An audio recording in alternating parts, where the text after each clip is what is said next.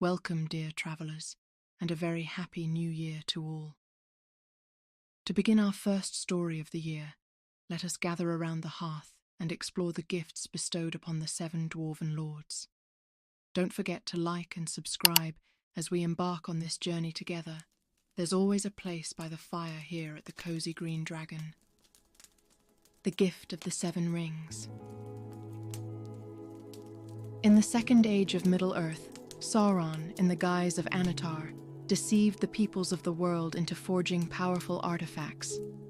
While the elves saw through his ruse and the men fell wholly under his sway, the dwarves were a unique case. 7 rings were gifted to the lords of the 7 great dwarf clans: Durin's folk, the Broadbeams, the Firebeards, the Ironfists, the Stiffbeards, the Blacklocks, and the Stonefoots. These rings did not enslave the dwarves as Sauron intended, but they did awaken in them an insatiable hunger for wealth and power, driving them to uncover riches and ignite endless conflicts. Over time, these rings became both blessings and curses, shaping the destinies of their bearers and their kingdoms. Let us delve into the stories of each ring, tracing the lineages, the wars, and the tragedies they inspired. The Ring of Durin's folk, Zaram's jewel. The birth of the jewel. In the Second Age, as Sauron worked his treachery among the free peoples of Middle-earth, he approached Durin III, the king of Khazad-dûm, with an irresistible gift. Unlike men, the dwarves did not easily succumb to the promises of power or domination, but Sauron was cunning. He spoke of the dwarves' crafts and their unmatched love for the treasures of the earth, appealing to their sense of mastery over stone and metal. Durin accepted the gift of the first of the 7 rings, a golden band adorned with an intricate mithril inlay that shimmered like starlight upon water. The ring, later known among the dwarves as Zaram's jewel, seemed to radiate wisdom and insight, enhancing Durin's natural foresight. The ring whispered of endless riches lying deep within the misty mountains, promising a golden age for Khazad-dûm. And indeed, the veins of mithril, true silver, were discovered shortly after the ring came into Durin's possession. From that moment, the wealth of the Longbeards grew beyond imagination, and Khazad-dûm became the envy of all Middle-earth. The Age of Splendor. For centuries, the Longbeards thrived. The halls of Khazad-dûm expanded, lit by the glow of ever-burning fires and the gleam of mithril. The dwarves forged mighty weapons, unrivaled in craftsmanship, and adorned themselves with treasures that rivaled the beauty of the elven works. The ring amplified the ambition of each bearer, pushing them to greater heights. It was said that under the reign of Durin IV, the forges burned so hot that the very walls of Khazad-dûm seemed to glow. Trade routes flourished, connecting the misty mountains to the grey havens in the west and the kingdoms of men to the east. But the ring's whispers grew darker over time. Durin IV began to withdraw from dealings with elves and men, guarding his secrets jealously. The dwarves of Khazad-dûm, who had once welcomed travellers into their halls, now turned inward, suspicious of any who might covet their wealth. The Call of the Deep. The deeper the dwarves delved, the more the ring's influence grew. It was Durin V who first began to experience unsettling dreams, visions of shadowy figures offering untold riches in exchange for fealty. The whispers of the ring, subtle at first, became an obsession, urging him to push his miners to explore the uncharted depths of the misty mountains. It was during this time that the Balrog, Durin's bane, stirred from its long slumber. Though it did not immediately reveal itself, its presence began to haunt the deepest tunnels, and the miners spoke of a fiery shadow that stalked the unlit halls. The wealth of Khazad-dûm continued to grow, but so too did its isolation. The elves of Eregion, once allies of the Longbeards, found themselves turned away at Khazad-dûm's gates. Even the dwarves of the Blue Mountains, kin to the Longbeards, were regarded with suspicion. The ring's influence, while granting wealth and power, fostered an insidious greed that corroded the bonds of friendship and kinship. The War of the Shadow Veins. Word of Khazad-dûm's wealth reached the ears of Angmar, the Witch King of Sauron's forces in the north. Viewing the riches of the Longbeards as a threat to his master's dominion, the Witch King dispatched a massive army of orcs and trolls to lay siege to Khazad-dûm. Durin V, the bearer of the ring at the time, refused to retreat. Instead, he rallied his people, donning mithril armor said to have been forged in the fires of Aula's forge. For a time, the dwarves held their ground, their weapons, honed to razor-sharp perfection, carved through the orcs with ease, and their fortifications withstood even the fiercest assaults. But the ring's whispers began to take their toll on Durin. It promised him victory if only he would dig deeper, uncover more riches, and forge weapons of even greater power. Obsessed, Durin ordered the miners to continue their work even as the siege raged on. It was during this time that the Balrog emerged fully from the depths. The creature, a being of shadow and flame, struck terror into the hearts of even the bravest dwarves. Durin V faced the Balrog in single combat, wielding an ancient axe said to be blessed by the Valar. Though he fought valiantly, he was no match for the demon. The Balrog struck him down, and with his death, Khazad-dûm fell into chaos. The flight to Erebor. Following the fall of Khazad-dûm, the survivors of the Longbeards fled eastward, led by Durin VI, the next bearer of the ring. They wandered for years, seeking a new home. The ring, though still in their possession, no longer seemed a blessing. It whispered of vengeance, urging Durin VI to reclaim the lost halls of his ancestors. Eventually, the Longbeards settled in Erebor, the Lonely Mountain. Here, the ring once again played a role in uncovering vast treasures. Under Durin VI's reign, Erebor prospered, and the kingdom became known for its wealth and splendor. But the greed that the ring fostered remained. It drove the dwarves to hoard their treasures and to distrust their allies, planting the seeds for future conflicts. The Dragon's Wrath. The wealth of Erebor eventually drew the attention of Smaug, the Great Dragon. The attack on Erebor marked another turning point in the history of Durin's ring. When Smaug descended upon the Lonely Mountain, the dwarves were forced to flee once again. The ring, however, was not lost. It was carried into exile by Thror, the last king to bear it. In exile, the ring became both a source of hope and despair.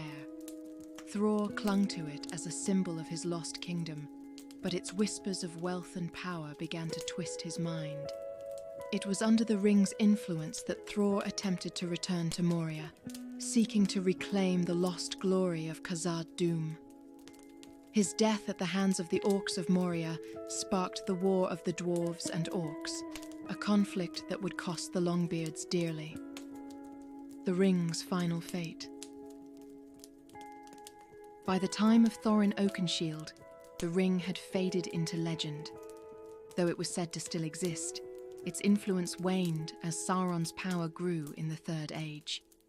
Some say that the ring was lost during the wars, buried beneath the ruins of Khazad-dûm or Erebor. Others believe it was taken by Sauron, a failed tool in his plan to enslave the dwarves. Whatever its fate, the ring of Durin's folk left an indelible mark on the history of Middle-earth. It brought both great prosperity and great sorrow, shaping the destiny of the Longbeards for generations. The Ring of the Broadbeams, Thrunghar's heirloom. the creation of the Broadbeam legacy. In the Second Age, as Sauron worked his will among the peoples of Middle-earth, the Broadbeams of the Blue Mountains, proud and resilient, received their gift from Annatar. The ring they were given, later known as Thrunghar's heirloom, was said to embody unity and fortitude.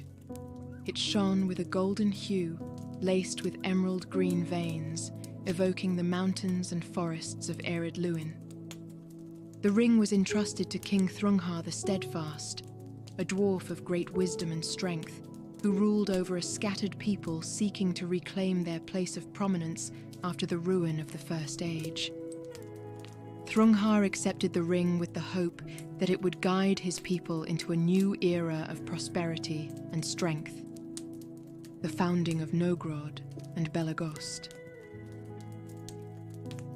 Under Thrunghar's leadership and the subtle influence of the ring, the Broadbeams undertook the monumental task of establishing twin cities in the Blue Mountains: Nogrod, the city of smiths, and Belagost, the fortress of iron. The ring seemed to magnify Thrunghar's vision, allowing him to inspire his people to feats of unparalleled engineering and craftsmanship. Nogrod became renowned for its forges, producing legendary weapons and tools sought by elves and men alike. The smiths of Nogrod crafted such artifacts as the dragon helm of Dor-Lomin and countless enchanted blades that bore runes of power. Belagost, meanwhile, grew into an impenetrable bastion, its walls and towers carved with intricate runes of protection and strength. During this time, the Broadbeams flourished. Trade routes stretched far and wide, connecting their mountain halls to the elven realms of Lindon and the human settlements of Eriador. King Thrunghar became a figure of respect and renown, not only among dwarves, but also among their neighbours. The seeds of division. As generations passed, the ring's influence began to change. Where it had once fostered unity, it now bred competition and envy. The descendants of Thrunghar, who each coveted the ring's power, grew increasingly mistrustful of one another. By the time of Thrunghar's great-grandson, Thrain Firebeard, the bond between Nogrod and Belagost had begun to fray. Thrain, a master smith, believed that the ring should remain in Nogrod, the city where his ancestors first wore it. But his brother, Durval Ironshaper, the ruler of Belagost, argued that the ring's power should be wielded by the Fortress of Iron, where it could protect their people from external threats. The ring, subtly amplifying the ambition and pride of its bearers, fed this growing rift. What began as disagreements escalated into open hostility. The once united Broadbeams split into two factions, each claiming the right to the ring and the legacy of Thrunghar. The succession crisis. When Thrain Firebeard died without naming an heir, a bitter power struggle erupted between his son, Borley Stoneforge, and his cousin, Galdur Ironfist. Each laid claim to Thrunghar's heirloom, and neither was willing to compromise. The Broadbeams fractured further, with the dwarves of Nogrod rallying behind Borley and those of Belagost siding with Galdur. This division culminated in the Battle of the Twin Halls, a bloody conflict fought in the narrow passes between Nogrod and Belagost. Though both sides fought with valor, the cost was immense. Hundreds of dwarves were slain, and the once thriving trade routes were abandoned as the twin cities turned inward, each jealously guarding its secrets. The Siege of Belagost. In the wake of the Battle of the Twin Halls, the Broadbeams faced a dire new threat. Morgoth's forces, having heard of the dwarves' division, launched an assault on Belagost. The siege was led by a host of trolls and balrogs, who sought to breach the city's mighty gates and claim its treasures. Galdur Ironfist, the bearer of the ring at the time, used its power to rally his people and fortify their defenses. The dwarves of Belagost fought with unmatched courage, wielding weapons forged in the fires of Nogrod and using cunning traps to repel the attackers.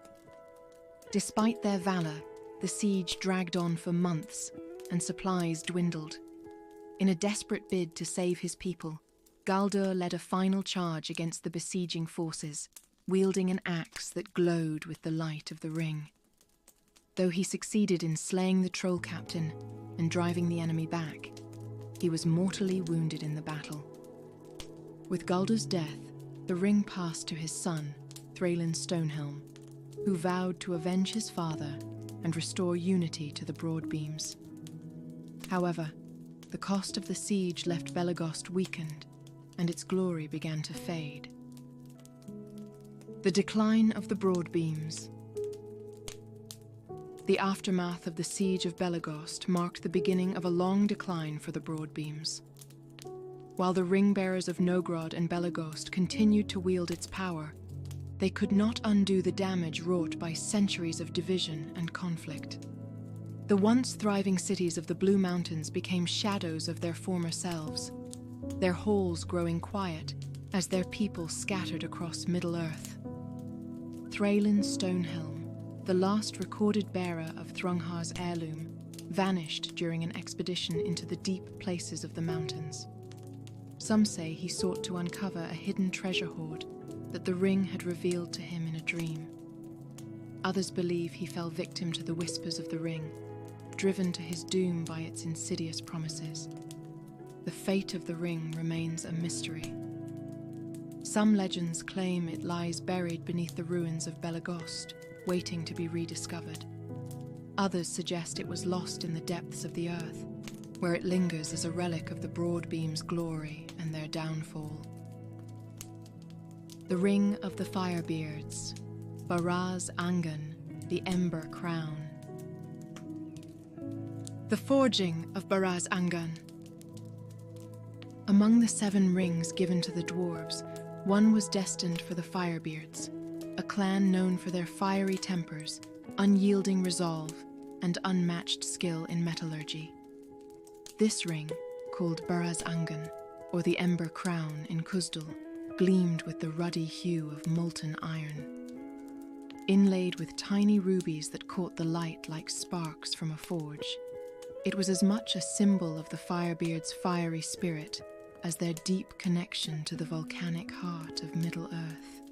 The ring was entrusted to King Gror Redflame, the founder of the great halls beneath the towering peaks of the southern Irid Luin.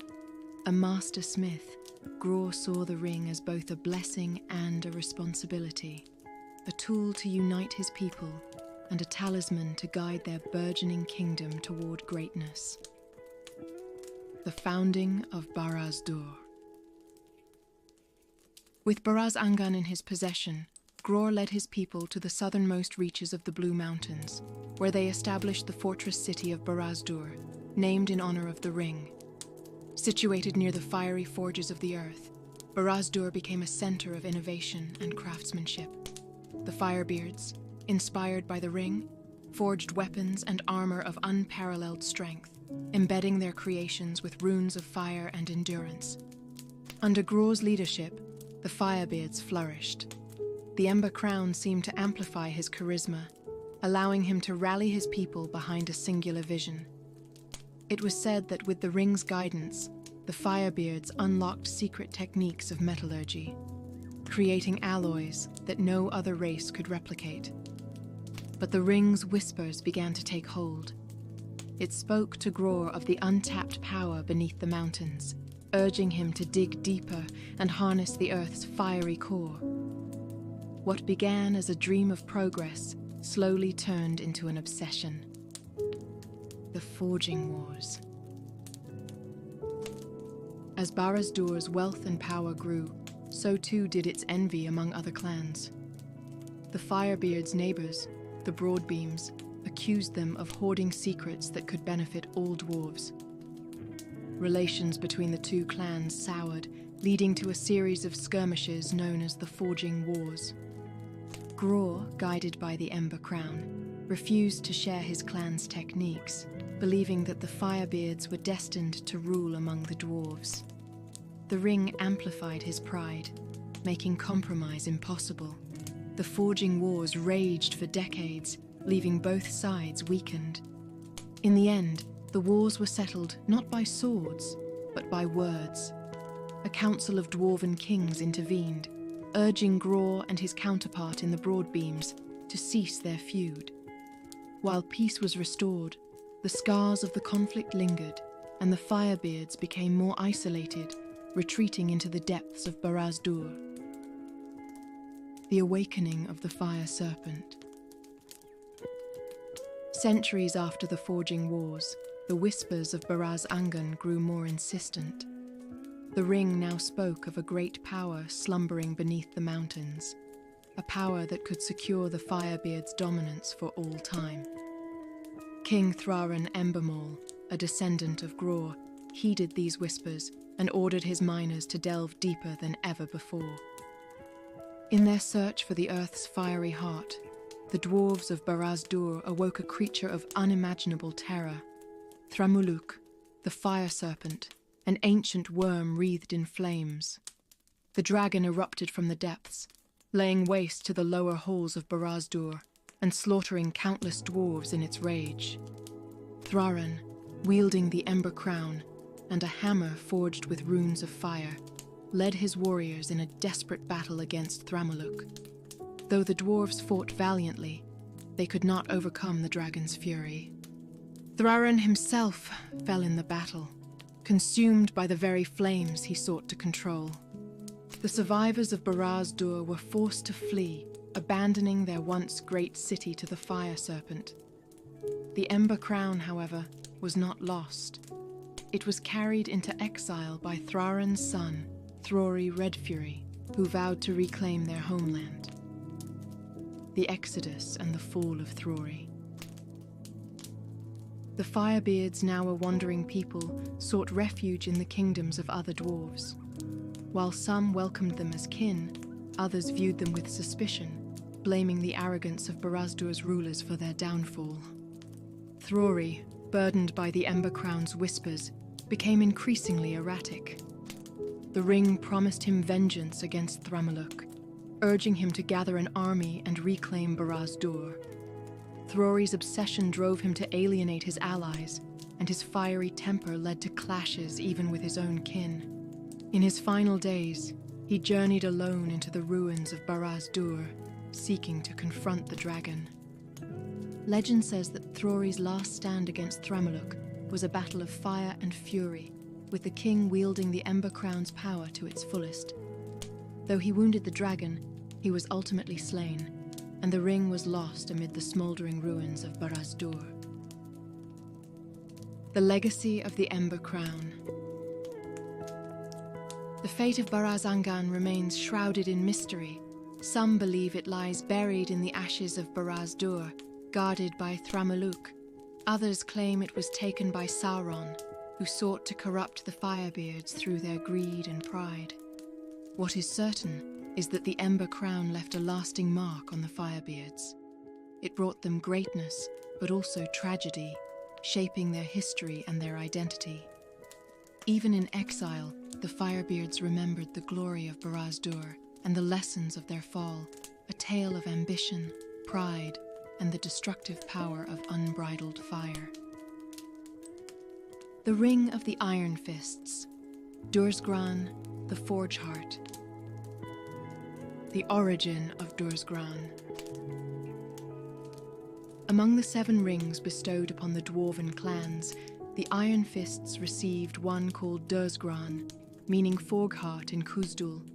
The ring was forged with a core of blackened mithril and adorned with a single sapphire, shimmering with a cold inner light that seemed to pulse like the steady beat of a hammer on an anvil. Dursgran was a symbol of resilience and innovation, qualities deeply embedded in the Ironfists' character. The Ironfists were an insular and stoic people, dwelling in the remote mountain ranges of the east, far from the influence of the elves and men of the west. Their halls, carved deep into the uncharted peaks of the Orokani, were fortresses of impenetrable stone, lit by veins of glowing minerals and molten lava streams. When Dursgran was given to King Ulfar Stonehand, the first ruler of the Ironfists, it seemed to amplify their already prodigious skills, leading to an age of unparalleled industry and invention. The era of Black Forges. Under the influence of Dursgran, the Ironfists entered a golden age of craftsmanship, later called the era of Black Forges. Their skill in metalworking became legendary, rivaling even that of the Longbeards and Broadbeams. The weapons and armor forged in the Ironfists' forges were prized across Middle-earth for their unmatched durability and artistry. It was during this era that Ulfar crafted the Aegis blades, a series of rune-etched swords imbued with unbreakable steel. These blades were carried by the Iron Fist warriors, each one representing the indomitable will of their people. Dursgran seemed to guide the hands of the craftsmen, whispering secrets of metallurgy and enchanting the forges with a heat that never waned. Yet the ring's whispers were not without consequence.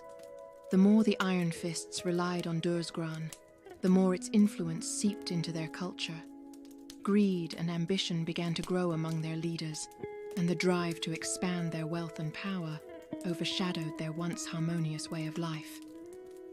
The Iron Fist expansion. By the 3rd century of the Second Age, the Iron Fists, under King Balar Firevine, had begun an aggressive campaign of expansion. They sought to control the mountain passes and mineral-rich caverns of the Orocani, clashing with neighboring tribes of men and even other dwarf clans who dared contest their dominance. The ring whispered promises of untold riches hidden deep within the earth, urging Balar to push ever deeper into the mountain roots. Driven by Dursgran, the Iron Fists delved into places untouched by light, uncovering vast deposits of rare ores and gemstones. Yet these newfound riches came at a terrible cost. The curse of the deep veins. As the Iron Fists delved deeper into the mountains, they unearthed ancient horrors buried since the First Age. Shadowy creatures, remnants of Morgoth's corruption, emerged from the depths, drawn to the forges that burned so brightly. Chief among these was the Uzgul Morgun, a dark spirit that fed on the greed and despair of mortals. The Uzgul haunted the Iron Fist's lower mines, spreading fear and discord. The miners who ventured into its domain returned changed, their eyes hollow and their hearts heavy with despair. Some vanished altogether, leaving only their tools behind. The ring-bearer, King Balar, refused to abandon the mines, believing Dursgran's power would protect them. He fashioned a great hammer called Durvaluk, a weapon imbued with runes of protection and the essence of the Forge Heart itself. With this hammer, Balar descended into the depths to confront the Uzgul. Though he succeeded in banishing the shadow, he was mortally wounded in the battle, his soul drained by the spirit's malice. The loss of King Balar marked the beginning of a dark period for the Iron Fists. Though they had driven back the Uzgul, the lower halls of their kingdom were abandoned, sealed off as cursed ground. The wealth they had uncovered remained locked beneath the earth, a bitter reminder of their hubris. The War of the Molten Crown. After Balar's death, the Iron Fists fell into disarray. His sons, Kurgan Ironmaul and Tharaz Coldheart, became embroiled in a bitter feud over the Forge Heart. Each believed the ring's power would grant them the strength to lead their people out of despair. Their conflict escalated into civil war, remembered as the War of the Molten Crown. The war raged for nearly a century, devastating the Iron Fist's once thriving halls. Forges fell silent, and the great cities of the Orokarni became battlegrounds. Kurgan, wielding Durvaluk, sought to unite the clans by force, while Tharaz relied on cunning and alliances with neighboring human tribes. Dursgran, in its insidious way, amplified the worst traits of both brothers.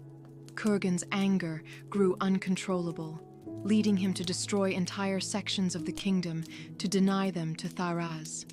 Tharaz, consumed by paranoia, betrayed even his closest allies, driving them into exile or death. In the final battle of the war, the siege of Caladrin's Gate, Kurgan and Tharaz faced each other in single combat. Kurgan's hammer struck with the fury of a volcano, while Tharaz's blade danced like frostfire. Both fell in the clash, their bodies consumed by the molten river that ran through the gate. With their deaths, the Forge Heart disappeared, and the Ironfists were left leaderless. The dispersal of the Ironfists. In the aftermath of the War of the Molten Crown, the Ironfists scattered across Middle-earth. Some sought refuge among the other dwarf clans, while others journeyed eastward into lands unknown. The halls of the Orokani were abandoned, their secrets buried beneath layers of ash and stone. Legends tell that Dursgran was lost in the fires of Caladrin's Gate, its sapphire dimmed forever. Others whisper that it was taken by one of Tharaz's lieutenants, who fled into the wilderness, vowing to rebuild the Iron Fist legacy. Whatever its fate, the Forge Heart left behind a legacy of both greatness and sorrow, a tale of ambition, greed, and the unyielding spirit of the dwarves. The Ring of the Stiffbeards, Karuz Azan, the Glacier's Crown. The birth of Karuz Azan. Among the 7 rings crafted by the deceiver Annatar, the ring given to the Stiffbeards was unique in its austere beauty and icy allure. Called Karuz Azan, or the Glacier's Crown, this ring was forged from a rare silver-white mithril, inset with a crystal-clear diamond that seemed to hold the cold light of the northern stars. It resonated with the chill of the snow-clad peaks where the Stiffbeards dwelled, embodying their stoicism, patience, and indomitable spirit. The Stiffbeards lived far in the cold, remote mountains of the Forodwaith, an unforgiving land of frost and stone. Their halls were carved into glacial cliffs, illuminated by the pale glow of ice-veined quartz. The ring was entrusted to King Durin Frosthelm, a ruler as unyielding as the mountains themselves. To Durin, Karuz Azan symbolized the endurance of his people against the merciless cold and their mastery over the frozen wilds. The glacial halls of Azanul Turach. Under Durin's guidance, the Stiffbeards began their grandest project, the creation of Azanul Turach, the glacial halls.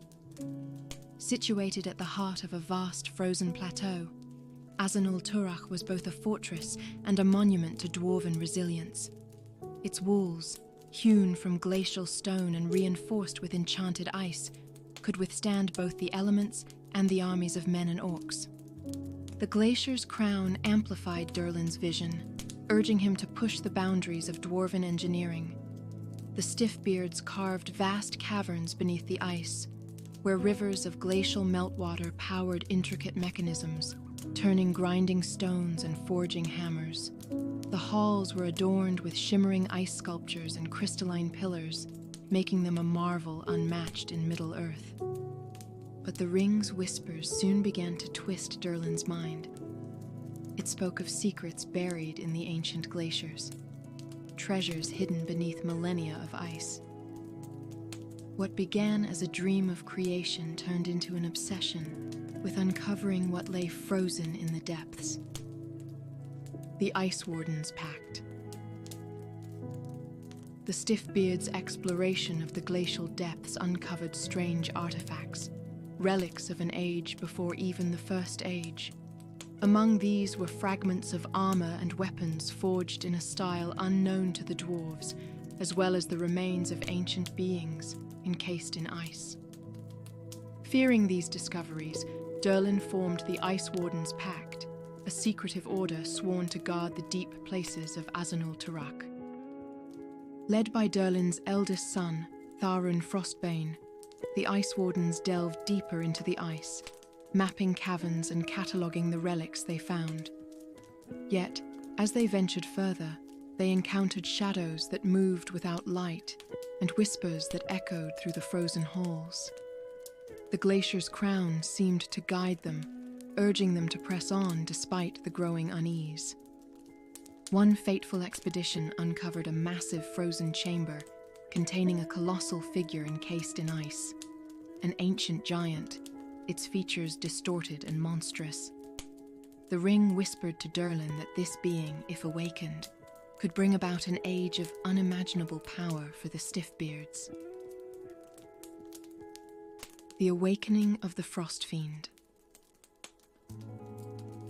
Against the advice of his council, Durin ordered the Ice Wardens to free the giant from its icy prison. Using enchanted forges and the power of Karuzazan, they melted the ice around the creature. When it finally stirred, it unleashed a storm of frost and fury. The dwarves had awakened a frost fiend, an ancient servant of Morgoth, who had been imprisoned in ice since the wars of the First Age. The frost fiend, towering and wreathed in freezing mist, wreaked havoc upon the glacial halls. It crushed entire chambers beneath its massive fists and unleashed blizzards that froze warriors in their tracks. Durin, wielding Karuzazan and an ice-etched war axe, led his people in a desperate battle against the creature. Though the frost fiend was ultimately defeated, the cost was catastrophic. The glacial halls were left in ruins, their beauty marred by destruction. Durin himself fell in the battle, and the glacier's crown passed to his son, Tharin, who vowed to rebuild what had been lost. The Long Winter. In the years following the Frost Fiend's destruction, the Stiffbeards faced relentless hardship. The awakening of the ancient giant had unleashed a curse upon the Forodwaith, plunging the land into an endless winter. Crops failed, game became scarce, and even the hardy Stiffbeards began to suffer under the weight of the cold. Tharun Frostbane, now the bearer of Karuzazan, struggled to keep his people united. The ring whispered to him, offering visions of warmth and prosperity if only he would delve deeper into the ice. Desperate to save his people, Tharun led an expedition into the farthest reaches of the glacial caverns. There, he discovered an ancient forge buried beneath the ice, its fires long extinguished. The ring urged him to rekindle the forge, promising that its flames would bring life back to the frozen land. But as the forge was lit, it unleashed a torrent of fiery magma that clashed with the surrounding ice, causing violent tremors and collapses. Tharin and his company were never seen again, and the glacier's crown was lost in the chaos. The fate of the Stiffbeards. With their king and the ring gone, the Stiffbeards fell into despair. They abandoned Azanul Turak, scattering across Middle-earth in search of new homes. Some joined other dwarf clans, while others ventured further into the unknown north, where they faded into obscurity. Legends of the glacier's crown persisted among the dwarves, though its whereabouts remained a mystery. Some believed it was buried in the ruins of Azanul Turak, entombed in ice alongside the ancient forge. Others claimed it was carried off by a surviving ice warden, who sought to keep it hidden from those who would abuse its power. The Stiffbeards, once proud and unyielding, became a cautionary tale among the dwarves, a reminder of the dangers of delving too deep and awakening what should remain frozen. The Ring of the Blacklocks, Urdazan, the Obsidian Key. The Forging of Urdazan. The ring gifted to the Blacklocks bore a unique and ominous beauty, a fitting match for a clan known for their enigmatic history and affinity for the mysteries of the deep earth. Called Urdazan, or the Obsidian Key, the ring was forged from pure black gold and adorned with a shard of onyx so dark it seemed to absorb the very light around it. The Blacklocks were an industrious and secretive clan, dwelling in the deep ravines and basaltic crags of the southern mountains near Mordor, far from the other Dwarven realms. Their cities, hidden in the shadowed valleys and accessible only through intricate tunnels, were both fortresses and sanctuaries. Urdazan was entrusted to King Razul's Shadowforge, a cunning ruler who sought to expand the Blacklocks' wealth and influence through mining, trade, and the unlocking of ancient secrets buried beneath the mountains. The Obsidian Key whispered promises of hidden doors and lost treasures, urging Razul and his people to push the boundaries of their craft and exploration. The hidden doors of Doom-Dahal. At the height of their power, the Blacklocks constructed Doom-Dahal, the Vault of Shadows. This great underground stronghold was built to protect their most valuable treasures, including enchanted gemstones, weapons of incredible artistry, and artifacts of forgotten ages. The halls of Doom-Dahal were a marvel of dwarven ingenuity, with secret passageways, concealed vaults, and mechanisms powered by intricate gearwork. Urdazan played a pivotal role in the construction of the vault. The ring seemed to guide the Blacklocks, revealing hidden veins of precious ore and unlocking ancient knowledge of engineering. Razul became obsessed with the idea that the ring held the key to a greater mystery, one that could elevate the Blacklocks above all other clans. Yet, as the ring's influence grew, so too did Razul's paranoia. He became consumed with the fear that others would covet the Blacklocks' treasures, leading him to order the construction of increasingly elaborate traps and defenses within Doom-Dahal. The fortress became a labyrinth of deadly ingenuity, isolating the Blacklocks from the outside world. The shadowed trade. Razul's obsession with the ring led the Blacklocks to expand their trade network beyond the borders of Middle-earth. They established secretive pacts with human kingdoms, supplying them with finely crafted weapons and armor in exchange for rare artifacts and access to forbidden knowledge. This shadowed trade brought the Blacklocks immense wealth, but also attracted the attention of dark powers. Among their most notable trading partners were the men of the East, particularly the Easterlings. The Blacklocks forged powerful alliances with these warlike tribes, providing them with arms and armor in exchange for ancient relics unearthed from the eastern wastes. Unbeknownst to Razul, some of these relics were tainted by Morgoth's corruption, and their influence began to seep into the Blacklocks' creations. The Obsidian Key, ever whispering its seductive promises, urged Razul to delve deeper into these dark dealings. His lust for power blinded him to the dangers, and soon the Blacklocks found themselves entangled in the schemes of Sauron himself. The betrayal of Razul. Sauron, recognizing the power of the Dwarven Ring and its influence over Razul, sent emissaries to Doom-Dahal under the guise of Easterling merchants. These emissaries offered Razul an alliance, promising even greater wealth and power in exchange for his loyalty. The ring amplified Razul's greed, leading him to accept the offer despite the warnings of his council. The alliance with Sauron brought prosperity to the Blacklocks, but it also brought ruin. The Vault of Shadows became a repository for cursed artifacts, and the forges of Doom-Dahal began to produce weapons tainted with dark magic. The Blacklocks, once proud craftsmen, became tools of Sauron's war machine. When Razul realized the true cost of his pact, it was too late. Sauron's forces turned on the Blacklocks, seeking to claim Doom-Dahal and the Obsidian Key for themselves. In a desperate bid to protect his people, Razul used the ring's power to seal the vault, trapping Sauron's minions inside. The fall of Doom-Dahal.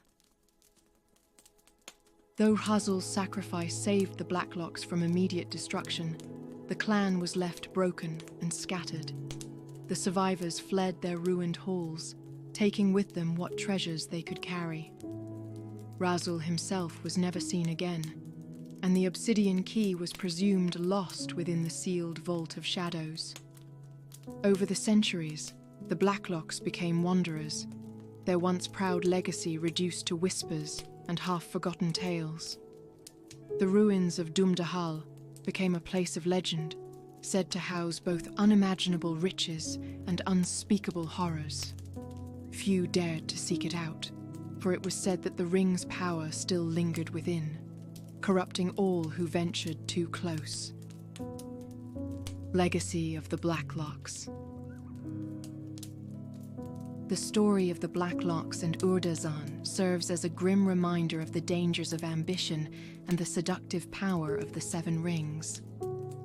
Though the obsidian key brought the Blacklocks wealth and influence, it also led them down a path of isolation, betrayal, and ultimately, ruin. Even in their decline, the Blacklocks' craftsmanship remained unmatched, and their surviving artifacts became highly sought after by collectors and scholars. Yet the shadow of Dum-Dahal looms large over their legacy, a cautionary tale for all who would seek power without understanding its cost. The Ring of the Stonefoots, Thrum-Khazad, the Earthshaker. The creation of Thrum-Khazad. The ring granted to the Stonefoots was named Thrum-Khazad, or Earthshaker, for its deep resonance with the foundations of Middle-earth itself. Crafted from an alloy of adamantine and emerald-encrusted bronze, the ring glowed with a faint green light, evoking the essence of ancient forests and the heart of the earth. The Stonefoots, known for their stoic and grounded nature, lived in the harsh, craggy highlands of the Grey Mountains. They were a practical people, more interested in building fortifications and carving out sturdy halls than in the artistry or ambition that drove other dwarf clans. The ring came into the possession of King Gror Deepdelve, a ruler who exemplified the Stonefoots' rugged determination. To the Stonefoots, Thrum-Khazad was both a symbol of their unity with the stone and a tool to strengthen their defenses. Yet, as with all the Seven Rings, its gifts were entwined with darker whispers, urging them to delve deeper and fortify against imagined threats. The unyielding fortress of Dranur-Khazad.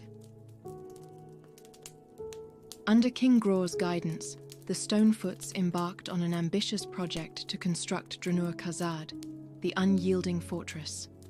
Perched atop a towering cliff, this fortress was designed to be impregnable, with walls hewn from living rock and towers that seemed to grow out of the mountain itself.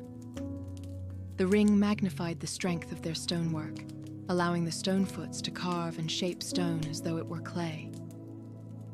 Dranur-Khazad became a symbol of the Stonefoots' might, a place where no enemy could breach their defenses. Its gates were reinforced with mithril and rune-enchanted basalt, while its inner halls extended deep into the mountain's roots. The Stonefoots' engineers constructed elaborate underground mechanisms, including collapsible tunnels and hidden passages that could trap or confuse invaders. But as the fortress grew, so too did Gror's paranoia.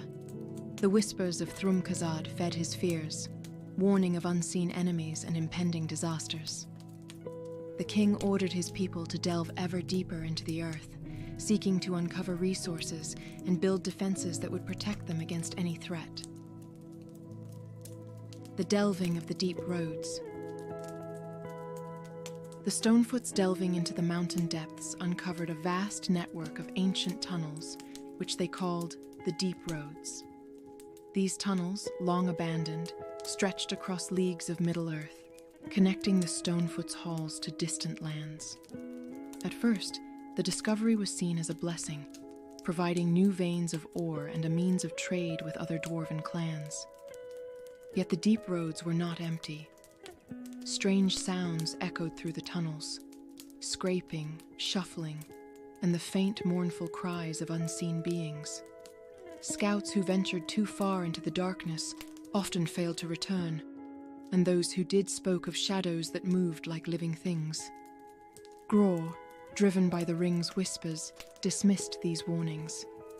He saw the deep roads as a gift from the earth, a chance to expand the Stonefoots' influence and power. Expeditions were sent to map the tunnels and establish outposts, but as the years passed, these efforts brought more losses than gains. The War of the Gloomwalkers. The Stonefoots' expansion into the deep roads awakened a threat they were ill-prepared to face. The Gloomwalkers, a race of subterranean creatures twisted by the darkness of Morgoth's taint. These creatures, resembling a grotesque fusion of stone and flesh, were highly resilient and could merge with the rock itself, making them nearly invisible in their native environment. The Gloomwalkers saw the Stonefoots as invaders and launched a relentless campaign against them. At first, the Stonefoots held their ground, relying on their formidable fortifications and mastery of stonecraft.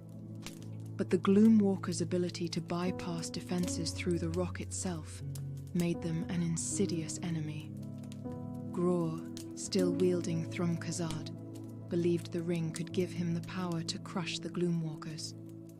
He ordered the forging of the Thrum-Haraz, or Stonebreaker Spear, a weapon designed to channel the ring's power into the earth itself. With this spear, Gror led his warriors into the deep roads, determined to end the threat at its source. The cataclysm of stone and shadow.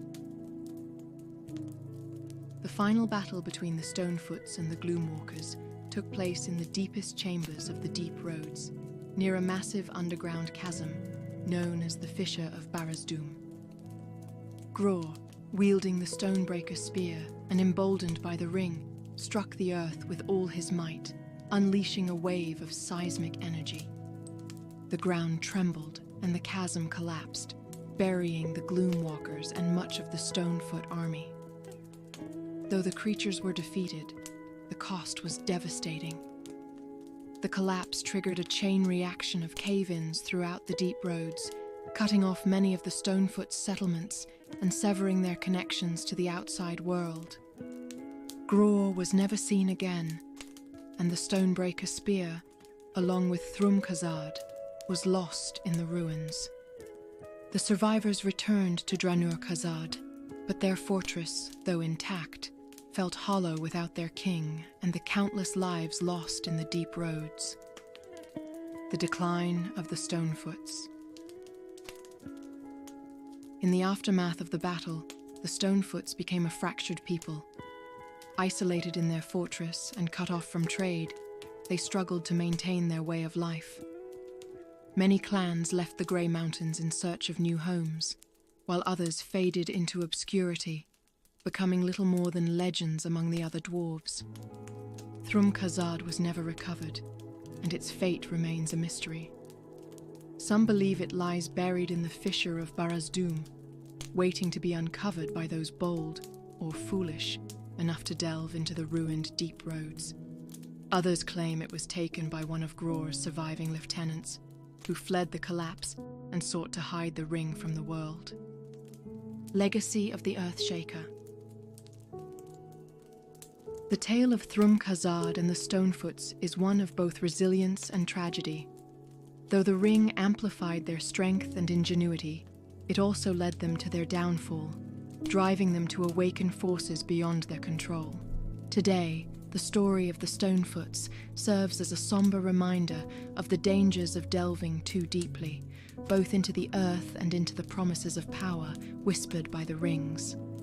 Their unyielding fortress still stands, a testament to their craftsmanship and a monument to their hubris.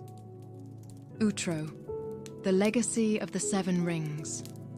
And so, dear travellers, our journey through the tales of the Seven Rings draws to a close. Each ring, a beacon of power and a harbinger of ruin, shaped the destinies of the dwarf clans in ways both glorious and tragic. From the burning halls of Duraz-Khalit to the frozen ruins of Azanul-Turach, their stories remind us that even the greatest gifts can carry the heaviest burdens. If you enjoyed this journey into the depths of Middle-earth's lore, be sure to like this video. It helps more travelers find their way to the warmth of our hearth. Don't forget to subscribe to the Cozy Green Dragon for more tales of wonder, mystery, and adventure. We'd love to hear your thoughts. Which ring's story captured your imagination the most? What do you think became of the lost rings? And how do their legacies echo in the modern age? Share your musings in the comments below. Until next time, fair travelers, may your dreams be filled with the echoes of ancient halls and the whispers of timeless tales. Rest now and let the soothing sounds of our hearth guide you into peace and relaxation. Farewell and safe travels.